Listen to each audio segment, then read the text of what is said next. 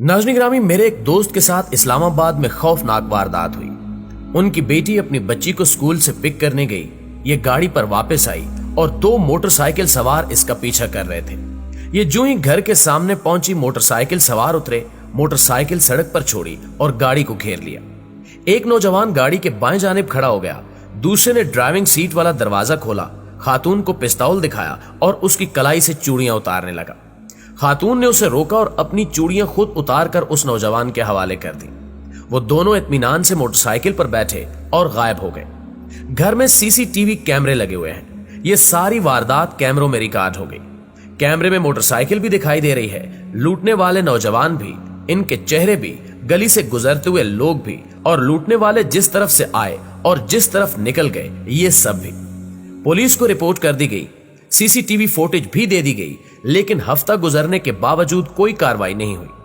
ये इस्लामाबाद की सूरत हाल है। इस इस्लामाबाद की, जिसकी आबादी बमुश्किल 12 लाख, रकबा चंद किलोमीटर, और इन चंद किलोमीटर में 19 थाने हैं। ये वफाकी दारुल हुकूमत भी है। पूरी वफाकी हुकूमत, पूरी पार्लियामेंट और 3 अफवाज के हेडक्वार्टर्स भी इस्लामाबाद में है। लेकिन शहर की हालत यह है, शहरियों को उनके घरों के गेट पर लूट लिया जाता है। डाकू मोटरसाइकिल पर आते हैं और वारदात के बाद मोटरसाइकिल पर फरार हो जाते हैं। ये वफाकी दारुल हुकूमत और मुल्क का महफूज तरीन शहर है। आप कराची और लाहौर का अंदाजा खुद लगा लीजिए। कराची में कुछ अरसा कबल मुल्क के नामवर सहाफी और एंकर पर्सन जुनेद सलीम के भाई को सिर्फ मोबाइल फोन के लिए गोली मार दी गई। ये अस्पताल में जान भर ना हो सके। मरहूम उन चंद लोगों में शुमार होते थे जो जुल्म सहने की बजाय जालिम के साथ मज़ाहमत के कायल थे। चुनांचे उन्होंने मज़ाहमत की, 2 गोलियां खाई और डाकू खून और खून दोनों ले गए। नाज़रीन गिरामी, कसूर का इंतहाई खौफनाक और नंगे इंसानियत वाकया भी आपके सामने है। एक गैंग पिछले 3-4 बरसों से बच्चों के साथ ज्यादती कर रहा था, उनकी फिल्में बना रहा था और ये फिल्में दिखाकर बच्चों और वालिदैन को ब्लैकमेल कर रहा था। उस स्कैंडल ने उस वक्त के वज़ीर आला पंजाब मियां शहबाज शरीफ की गुड गवर्नेंस के तमाम दावे मट्टी में मिला दिए। ये इंतहाई अफसोसनाक स्कैंडल था।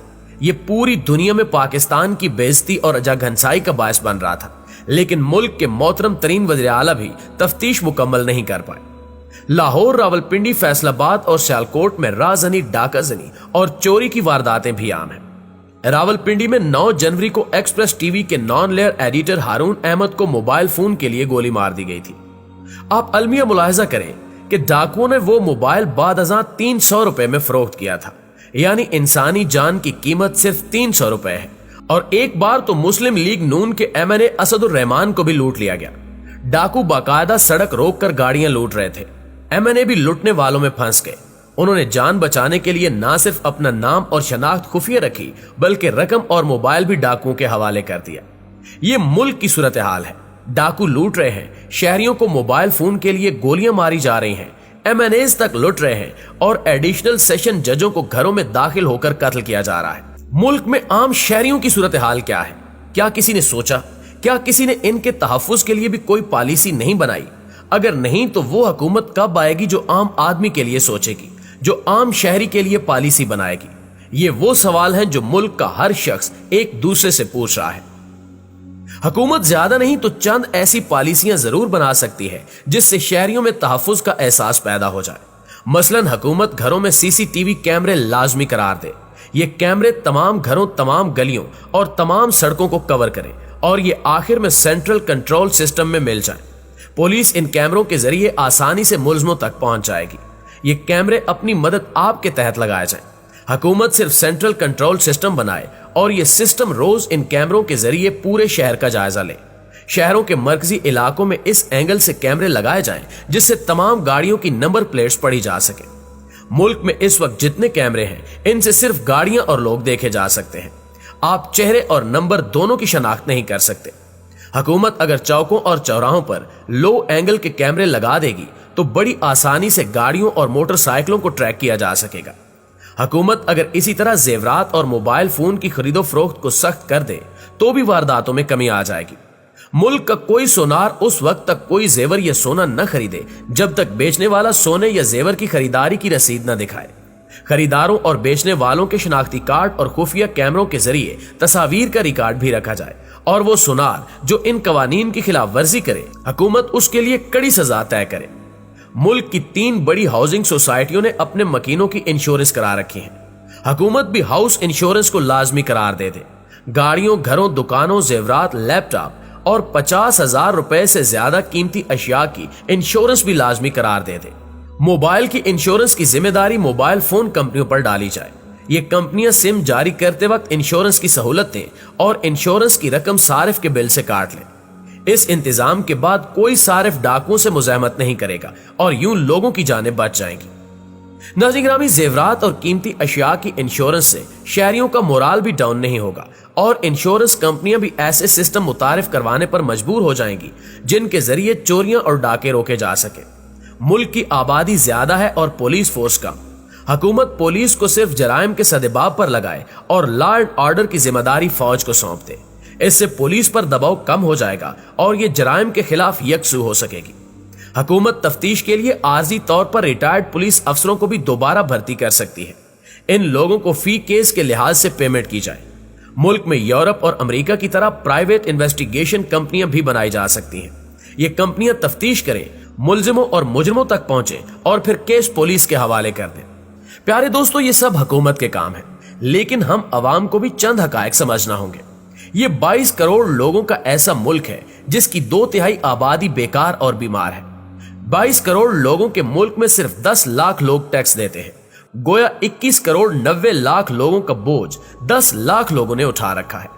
मुल्क से तेल, सोना और यूरेनियम नहीं निकल रही कि रियासत 21 करोड़ लोगों को घर बिठाकर रोटी, पानी, सड़क, अस्पताल, स्कूल और तहफ्फुज़ फराहम कर दे।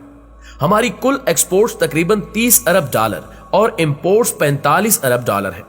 गोया हम कुछ पैदा कर रहे हैं, कुछ बना रहे हैं और ना ही लोग टैक्स दे रहे हैं। चुनांचे फिर रियासत कैसे चलेगी? रियासत को जाहिर है तालीम, अस्पताल, पुलिस, अदालत, सड़क और साफ पानी के लिए सरमाया चाहिए। ये सरमाया कहां से आएगा? दुनिया के तमाम जदीद ममालिक में लोग टैक्स की शक्ल में रियासत के साथ कमेटी डालते हैं। ये अपनी आमदनी का 30, 40 और 50% हिस्सा रियासत को दे देते हैं। रियासत ये रकम लेकर इन्हें अस्पताल, स्कूल, पुलिस, इंसाफ, साफ पानी और सड़कें देती है। ये लोग मकान और गाड़ियां खुली छोड़कर सो जाते हैं। ये पहाड़ों की चोटियों, जंगलों और सहराओं में भी खुद को महफूज समझते हैं, जबकि इनके मुकाबले में हम ये कमेटी नहीं डालते। हम में से सिर्फ 10 लाख लोग जबरदस्ती या बुजदिली की वजह से टैक्स देते हैं। चुनांचे फिर हमें तालीम, सेहत, साफ पानी, पुलिस, इंसाफ और सिक्योरिटी खरीदनी पड़ती है और इस खरीदो फरोख्त के दौरान हम में से अक्सर लोग अपना पूरा असासा खो बैठते हैं और बाकी असासे के साथ साथ अपनी जान से भी महरूम हो जाते हैं।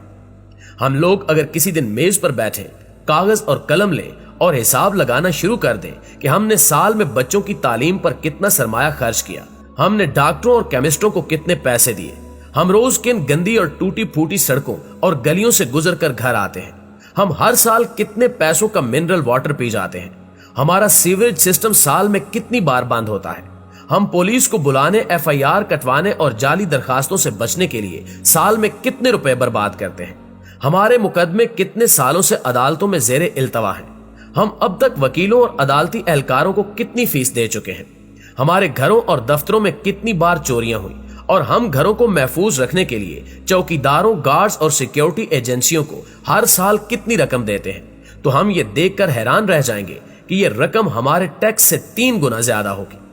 अब सवाल यह है कि हम टैक्स देकर अपने आप को इन तमाम छोटे खर्चों से आजाद क्यों नहीं करते? हम अपने आप को खौफ और अंदेशों के शिकार इस बीमार जिंदगी से क्यों नहीं निकालते?